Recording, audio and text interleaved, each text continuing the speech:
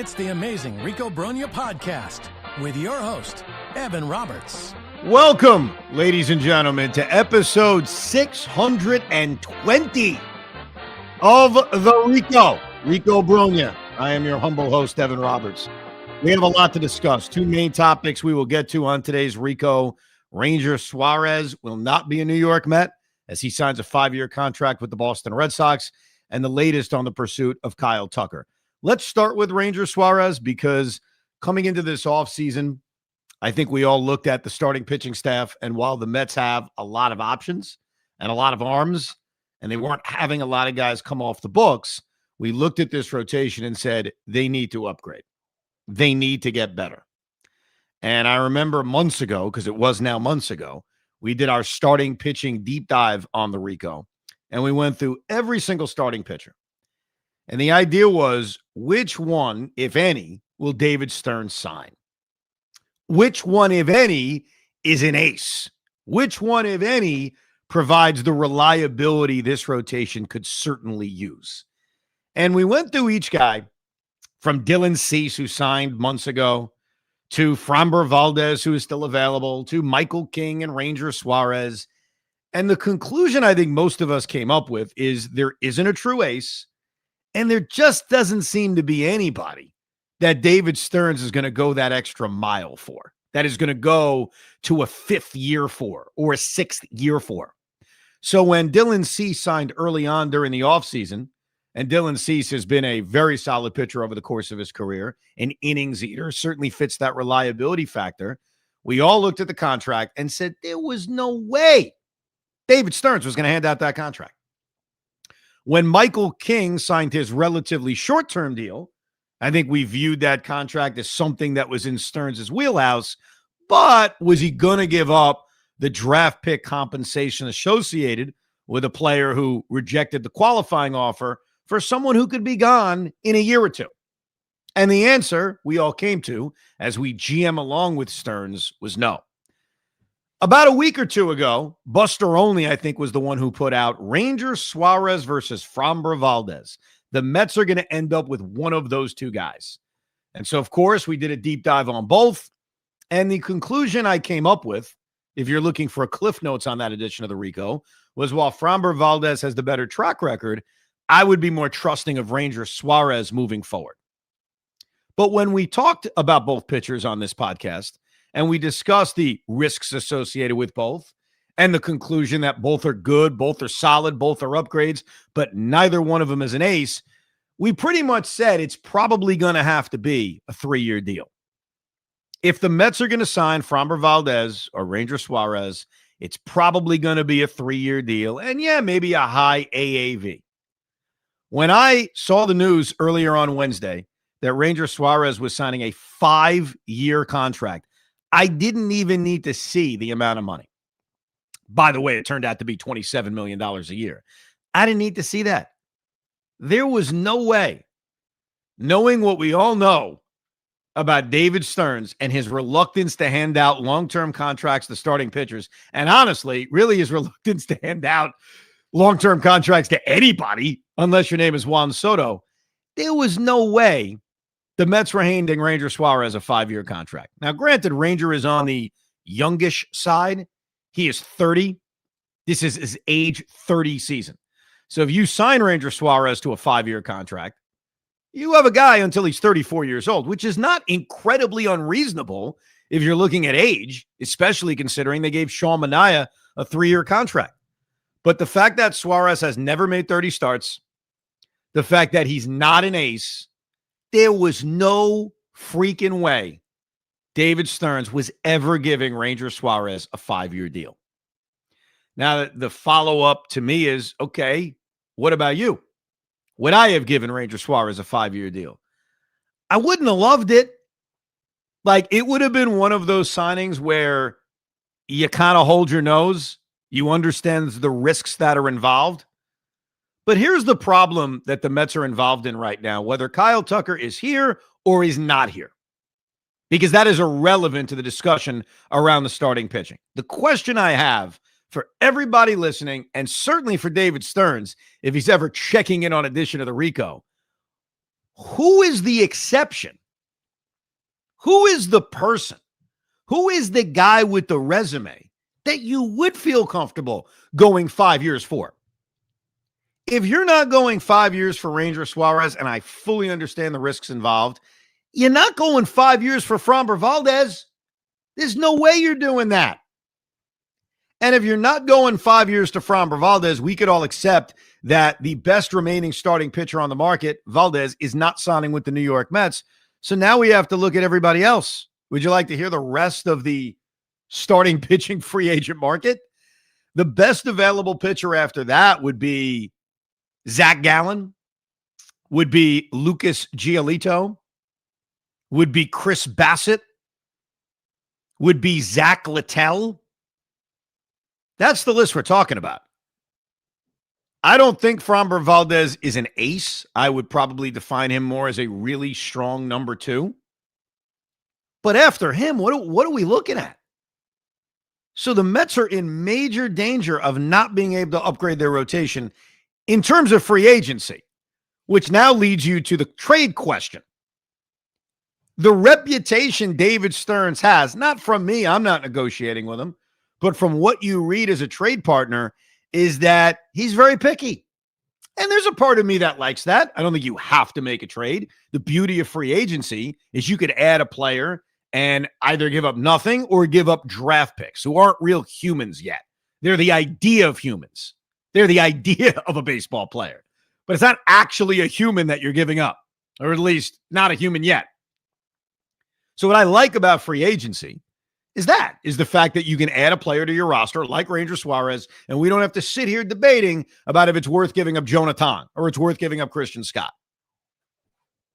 So my worry as we sit here in the middle of January and the New York Mets have done absolutely zero to address the rotation. That's not an editorial. That's not an opinion. That's a fact. They haven't done anything. I mean, they haven't even subtracted. We heard so much about trading Kodai Senga or trading this guy. They haven't done any of that. The only subtraction was making sure you got rid of a guy who wasn't going to pitch this year in Frankie Montas. But as free agency dwindles, and we all use our noggin to know that Framber Valdez is not going to be a New York Met, it ain't going to be free agency unless you want to go the Giolito route, which is at least worth talking about, because the beauty of Giolito is that up until he needed the Tommy John, he was a reliable starting pitcher. I don't look at him anywhere near as an ace, but he certainly fits the quality I've talked about of giving you a guy who, up until he got hurt a year and a half ago, takes the baseball every 5 days. There is a value to that. So I wouldn't ignore him. I wouldn't scratch him off the list. But most people listening, most Met fans aren't going to look at Lucas Giolito as the answer to the rotation. So that circles back to trades. That circles back specifically to Freddie Peralta. And maybe I'm going to be the cheap one now. Maybe I'm going to be the one that's pinching my pennies. I'm going to be the one that doesn't want to give up too much. But no, I don't have the stomach to give up Jonah Tong in a trade for Freddie Peralta when he's a free agent at the end of the year. And the president is telling you with his actions, he doesn't sign starting pitchers to long-term deals. So based on that, I know a lot of Met fans want them to trade for Freddie Peralta. And yes, if they did, the breaking news would excite all of us and give this team a legitimate opening day starting pitcher, a multiple-time All-Star who, if he's not an ace, feels like he's emerging as one. But I look at him, he'll be 30 in June, which means, again, his age is going to be the same as Ranger Suarez upon hitting free agency. Ranger 30 going into 31. Next year, Freddie Peralta is going to be 30 going into 31. In fact, a few months older than Suarez is at this moment. And even though Freddie Peralta is better, no question, so is the entire market. The entire market's going to know he's better. He's going to get a lot of money, and he's going to get a lot of years. So unless you're adding Tucker, and I think Kyle Tucker is actually related to this in one regard. If you sign Tucker, I feel better about making a riskier, I'm trying to win now move. If you don't sign Kyle Tucker, I'm sorry. I have no interest in trading a top prospect for Freddie Peralta. And that doesn't mean I'm giving up on the season or punting the season. It means I don't think it's a smart risk. It's a smart risk if you think, hey, we're a legitimate playoff team. We may not be the Dodgers, but we can compete. And if you sign Kyle Tucker and you trade for Freddie Peralta, I think a lot of us will look at this Met team going into the start of the year and say, yeah, there's some new questions in the bullpen, sure. Yeah, the roster is completely different from a year ago, but damn, we got a real shot. If you don't sign Kyle Tucker and you trade a top prospect for Freddie Peralta, yeah, the rotation will feel fortified, but what about this lineup? And I look at the backup plans as we dive more into Tucker in a few minutes, and I wonder how you're going to build a lineup that makes you feel, yeah, they can make the playoffs and compete for something big. Now, I don't know if you guys agree with me on that, but that's how I view trading for Freddie Peralta. I am much more open to it. I'd be much more aggressive in trying to do it if they sign Kyle Tucker. If they don't sign Kyle Tucker, I don't know, man. And it doesn't mean I'm not trying. It means I got to look at things a little bit differently. But the big question I have, and David Stearns won't answer this with words, and by the way, none of his words would matter. Words are hollow. It's about actions. The biggest question that David Stearns has to answer with his actions, and we are now 3 years, 3 off seasons into his administration, and we do not have an answer. And that is, are you ever going to be willing to go long-term on a starter? So far, the only example, and it is such a rare example, is Yoshinobu Yamamoto. That's it, man.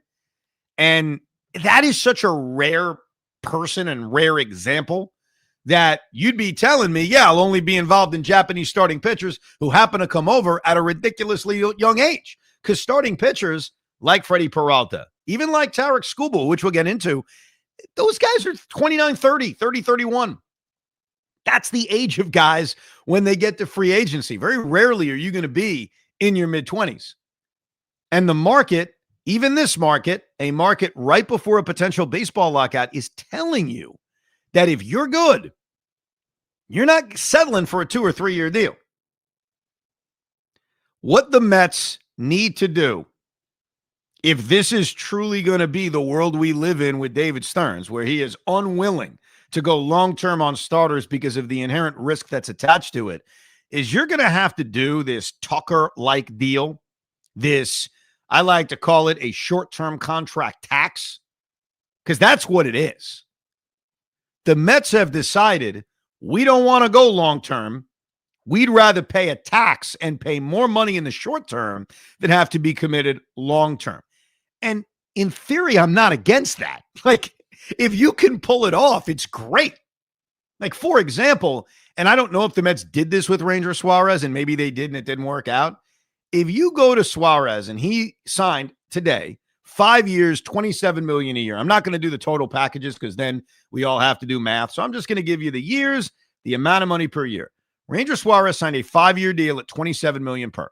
If you went to Suarez and said, you know, screw it, we're going to give you a 3-year deal, and we're going to give you $33 million a year, which is an overpay. It's $6 million a year more than he got, but I'm paying the tax because I don't want to give you year 4 and year 5. That's the strategy they got to run with, because that's going to be the only way. And even then, you're not going to get everybody. You're not even going to get most guys. That's going to be your way to continue to have this kind of rule, unofficial or not, of not giving long-term deals, but still being in the market for top-line free agents. We're going to find out about Kyle Tucker, and we're going to find out something very interesting. And we could all jump to the conclusions on him. He doesn't want to be in New York, or he doesn't want to be in Toronto. I have no idea. But right now, Kyle Tucker is in the midst of an irresistible force versus the immovable object. A long-term big money deal from one team and a short-term bigger money deal from another team. What does he take? Assuming he doesn't have a preference to, and I'll include the Dodgers in this because the Dodgers are also probably, we don't have firm reports on it, but I think we're all assuming the Dodgers are making a Met-like offer. Does he expect, or accept, I should say, the short-term huge AAV deal, or does he take kind of the security of a long-term deal? And that's really got to be the Mets' approach to free agency.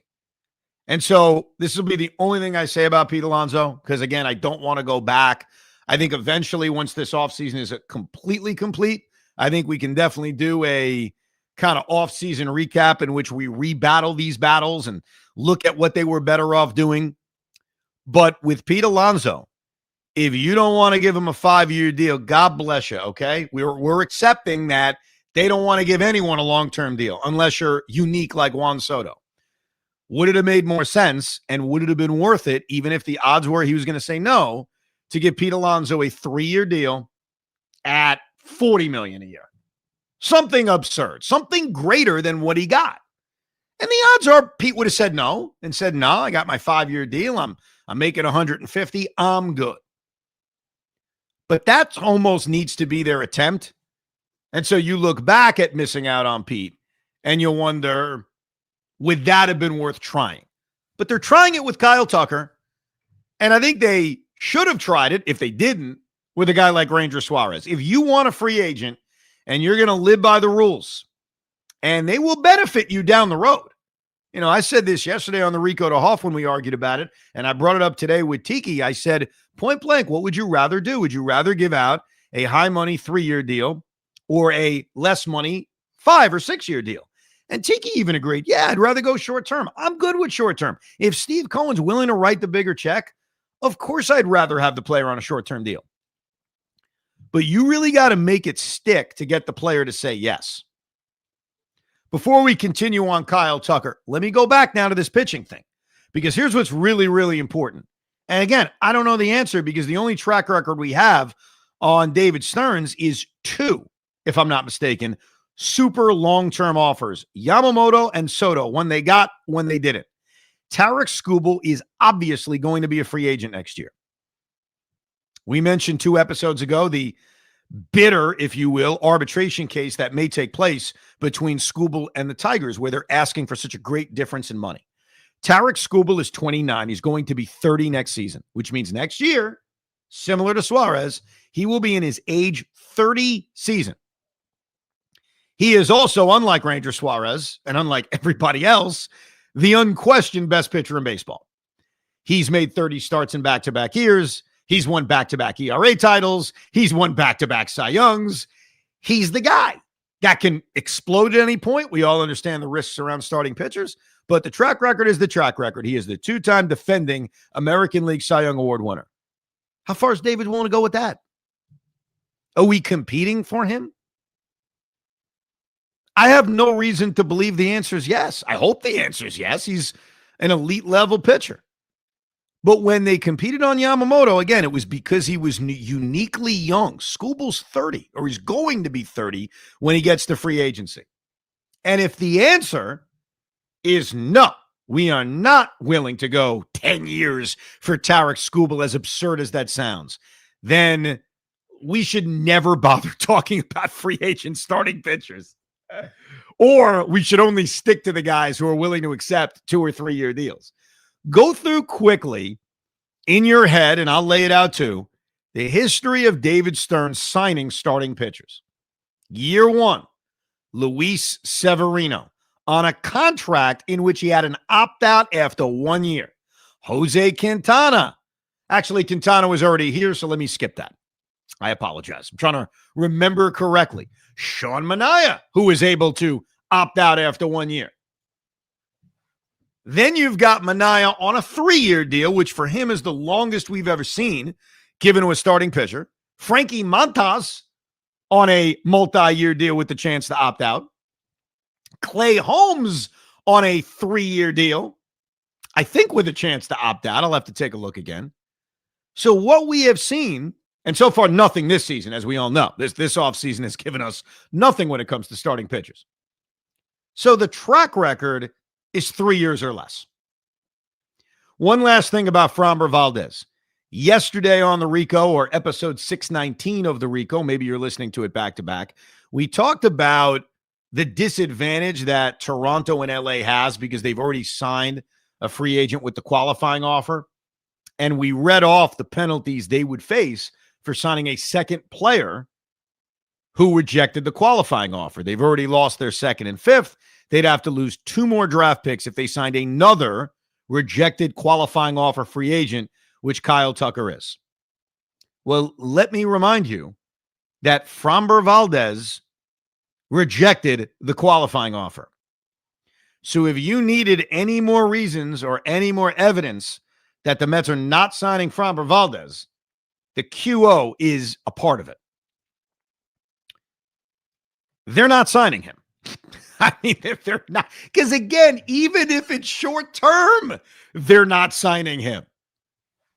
Especially if they get Kyle Tucker, because now you're talking about 2 players that rejected the qualifying offer. Now let's get to Kyle Tucker. I think right now, and I expressed this yesterday, and I'll certainly express it again, I am desperate for the Mets to add this player. And I think most of us are. This has been a very difficult offseason. Yes, the Mets have made additions, but the additions don't feel equivalent to what they've lost. I think Jorge Polanco is equivalent to Brandon Nimmo's production. We went over that when they first signed him. And I think Marcus Semien, certainly last year, his production, not quite as good as Jeff McNeil, but certainly on the same planet, and he was better defensively. But Semien at least has a resume that can make you convince yourself he'll have a bounce back year and be more productive than Jeff McNeil. So I think those 2 losses and additions, we can fairly say, cross each other out. If not, the Mets getting an edge. It's the loss of Pete Alonso. Say what you want about what you think he'll be. Say what you want about his defense, which I totally get, even if I think it's been overstated. The Mets are losing a lot of offense in losing Pete Alonso. And even the things that StatCast can't count. And that is the protection he offers. That's the one thing we are not able to measure. And I got people telling me protection isn't even a thing. Like it's overrated. I completely disagree. Protection is very, very tough to value. It's tough to put a number on. It's tough to put a number on the fact that Pete Alonso hitting behind Juan Soto, even if Juan Soto still walks a lot, will force a pitcher to be a tad more aggressive at facing a guy like Soto, knowing Pete Alonso may lead the league in RBIs. Right now, they don't have that. Kyle Tucker is very different than Pete Alonso. And when we compare them, we have to take a few things and realize that they are completely different. Let me start with the things that Pete clearly does better than Kyle Tucker before we continue. Pete Alonso is a more fearsome slugger than Kyle Tucker. It is what it is. He is more of a slugger than Kyle Tucker. That is one huge edge that Pete has. And I'm going to not get crazy about lefty-righty. I mentioned that a lot at the beginning of the offseason, that part of replacing Pete, I'd be more partial to adding a right-handed bat, so I'm not too left-handed. The reason I don't get nuts about it is because Kyle Tucker, specifically Kyle Tucker, produces against lefties. Juan Soto produces against lefties. So there isn't some kind of huge drop-off. Plus, at this point in the offseason, beggars can't be choosers. I mean, who else are we talking about? So Pete definitely is more of a slugger than Kyle Tucker. The numbers show you that. If you compare 22 to 25, so you're talking about a 4-year sample size, Pete Alonso's hit 158 home runs. Kyle Tucker's hit 104. Significant difference, clearly. The other advantage Pete has is reliability. He plays. In that same run sample size I gave you of 22 to 25, Pete has played 638 games. Kyle Tucker's played 521. That is also a significant difference over a period of time. I don't necessarily expect or need Kyle Tucker to play 162 games, as great as that would be. But what it can't be is what happened 2 years ago when he played 78 games. So those two things, and by the way, that's it. Those are the two things that Pete clearly has an edge on when it comes to comparing these players. One is more of a slugger. He hits more home runs. It is what it is. And he plays more. But outside of that, Kyle Tucker gets on base at a very, very high clip. He has a very low chase percentage, much like Juan Soto. The idea of Soto and Tucker being in the same lineup is intoxicating. Like, it will kill starting pitchers and kill their pitch counts, which is why if we ever do get to the point of breaking down lineups, the one thing that is non-negotiable is Tucker and Soto are batting in the first inning. And Lindor. I mean, really, that's non-negotiable. Those are your first three hitters. Don't give me Marcus Semien. Don't give me Jorge. I don't want to hear it. Those three guys are batting 1, 2, 3. We'll quibble about the order, but we won't quibble that those three guys are batting 1, 2, 3. He hits for a higher batting average. And I'm sticking with the offense for a second. We'll get to the defense. I get it. He hits for a higher batting average, though last year may not be the best example. He draws more walks. He has a consistently higher OPS. He is, and then when you factor in the idea that he's a few years younger, so even though Tucker's had his injuries the last couple of years and Pete never has injuries, we do need to be fair that age matters.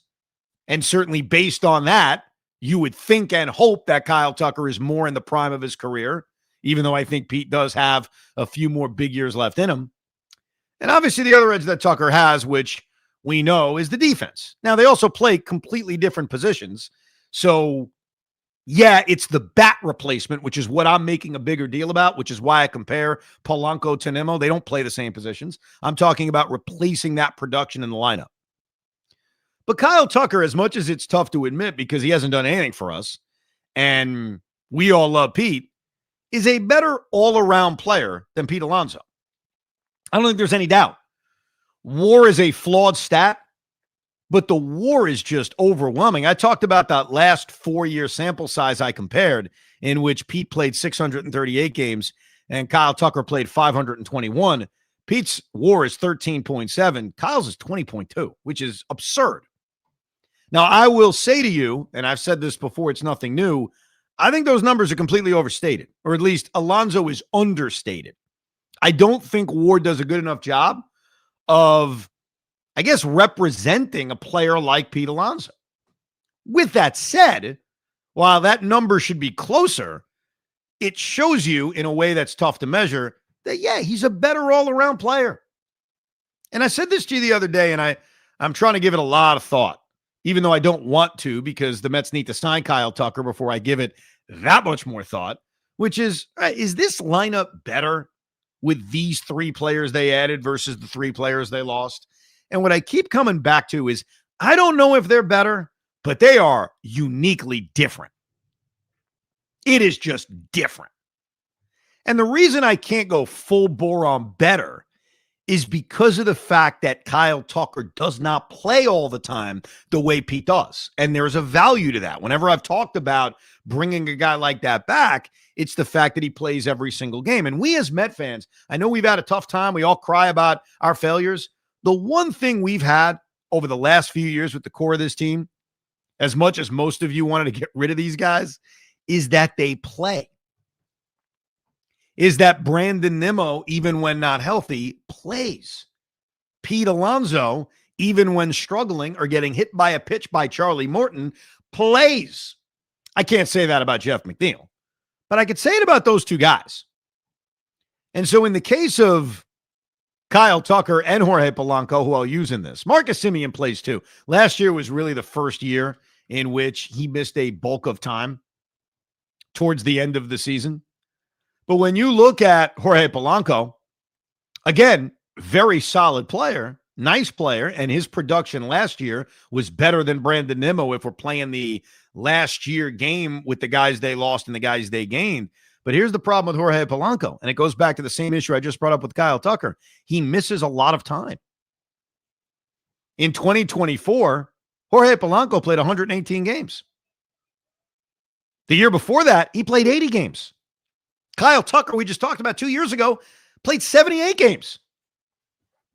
So if this is MLB The Show and we're just having everybody play 155 games, it's a different argument.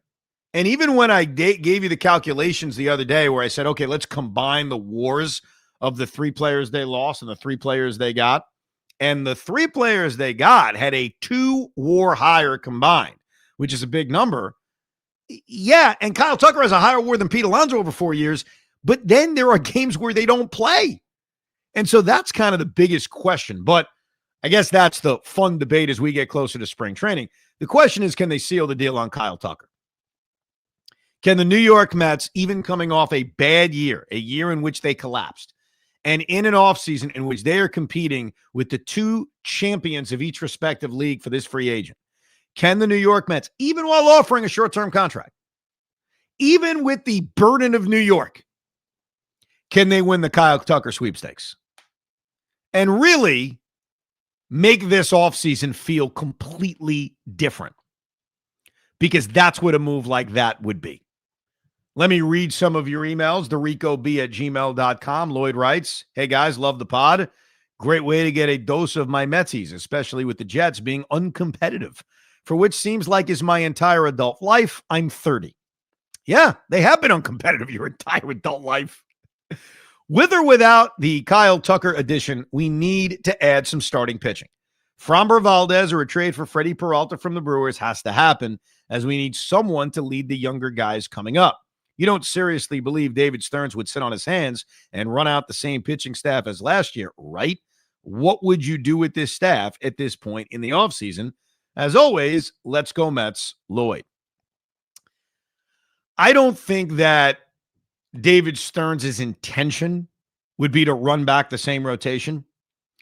But I think that if you are going to look at every contract and say, I'm not going to bend, I'm only going to give what I want to give, and you're going to look at every trade and say, I'm only going to give what I want to give, then there's absolutely a possibility we're sitting here a month from now when pitchers and catchers report talking about the same rotation.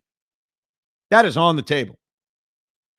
Let me give you a thought and tell me what you think about this. Assuming the price tag genuinely is too high on Freddie Peralta.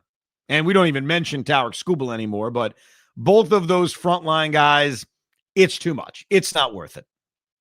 And we talked about Framber Valdez and the unlikeliness of the Mets signing him. What would you think of this? You trade Kodai Senga to the Houston Astros for Christian Walker and some cash. Like, I think the Astros would have to pay off some of Walker's deal. They take back Senga's money, but I think Kodai Senga's money is not bad money. And the Astros add to their rotation. I don't know about the relationship between Kodai Senga and Imai. I think there were some rumblings that Imai only wanted to be the only Japanese player on his team. I don't know. But I'm spitballing here. Senga for Christian Walker and a load of cash. That gives you a real first baseman. It allows Jorge Polanco to DH a lot more. And it opens up a rotation spot to then go out and sign Lucas Giolito on a one-year deal. I think that you can get Giolito on a one-year deal because he's probably trying to re-enhance his market by showing, see, I'm healthy again. And I think at this point in free agency, I would just assume Lucas Giolito is going to have to sign a short-term deal. Would that make people happy? I don't even know if it would. I'm just, we are at the point of the offseason. Not that we're bargain bin hunting, but a lot of guys are off the shelves. Like, there really isn't a million more options. I had an exchange with Lance.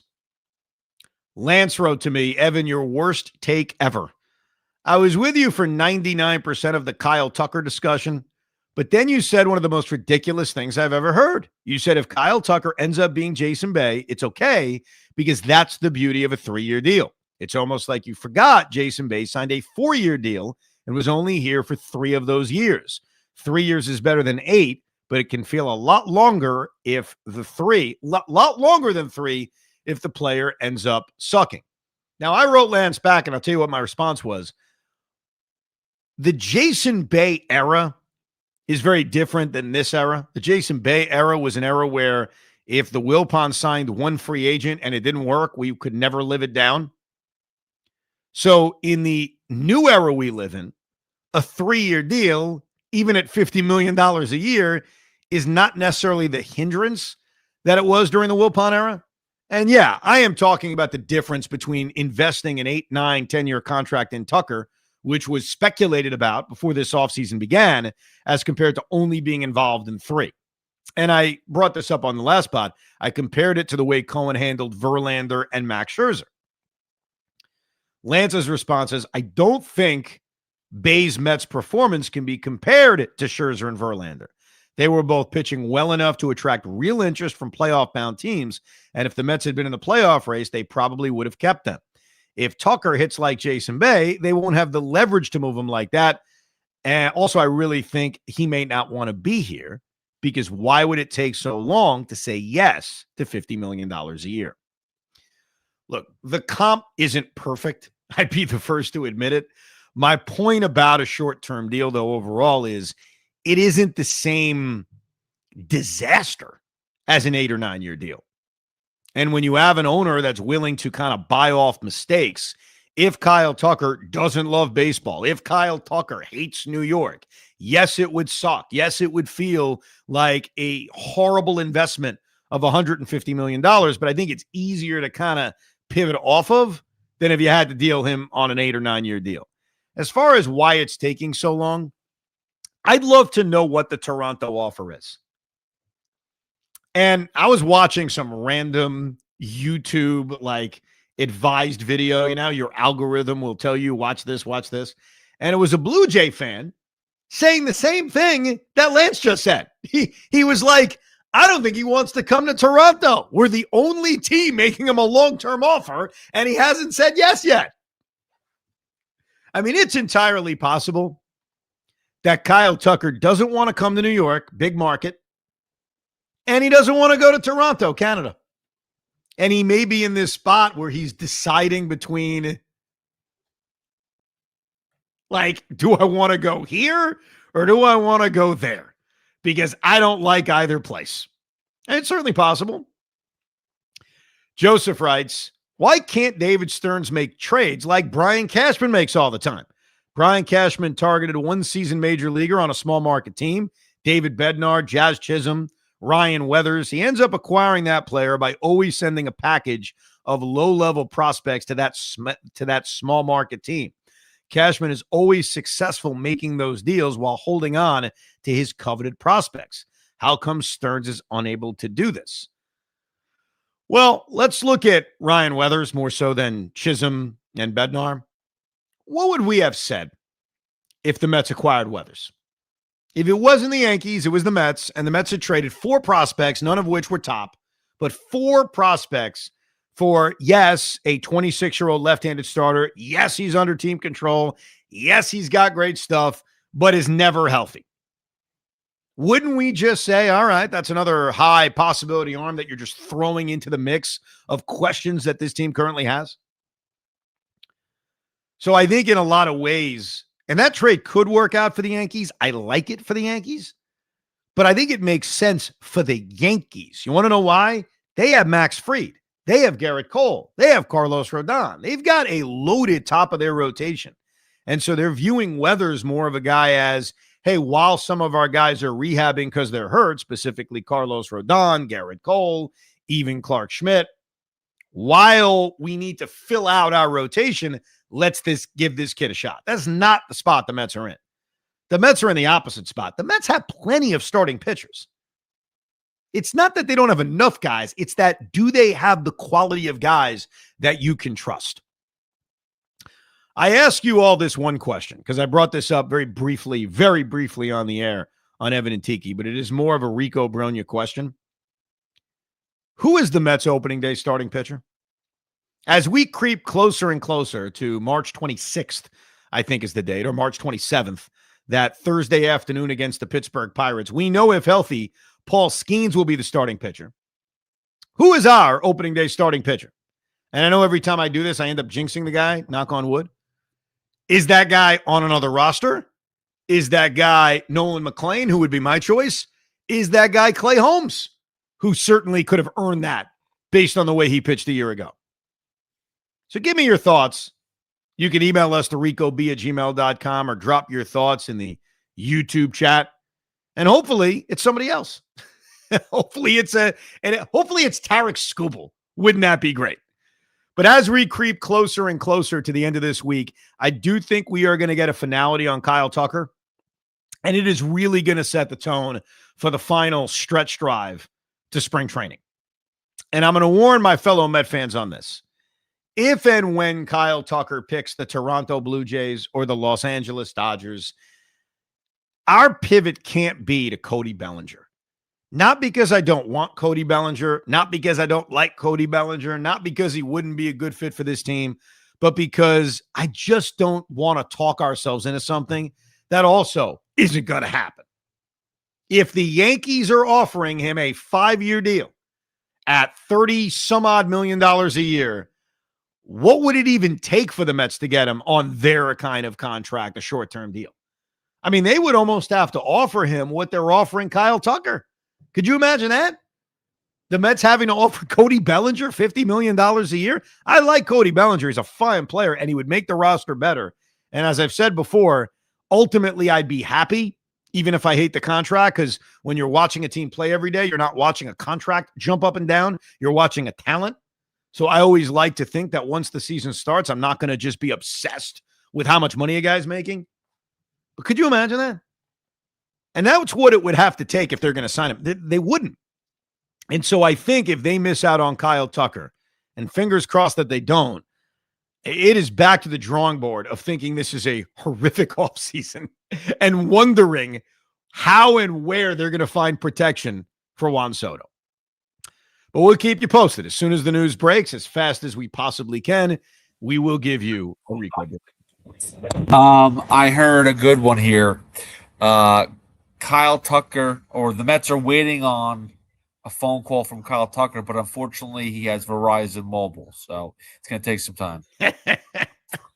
I am so confused by the Verizon issue, and I will say this real quick. So my wife, we have Verizon at home. My wife has no cell phone reception, yet I do.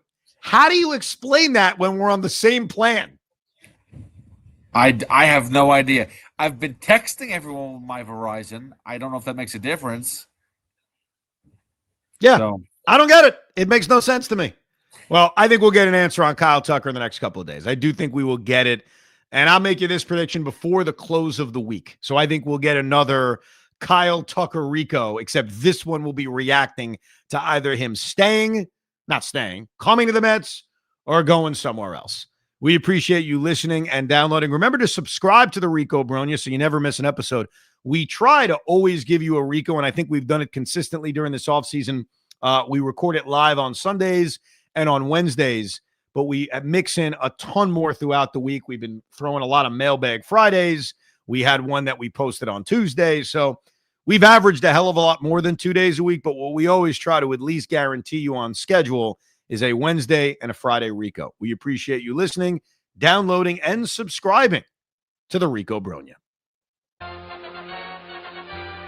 We hope you enjoyed this episode of the Rico Brogna podcast. It's amazing, isn't it?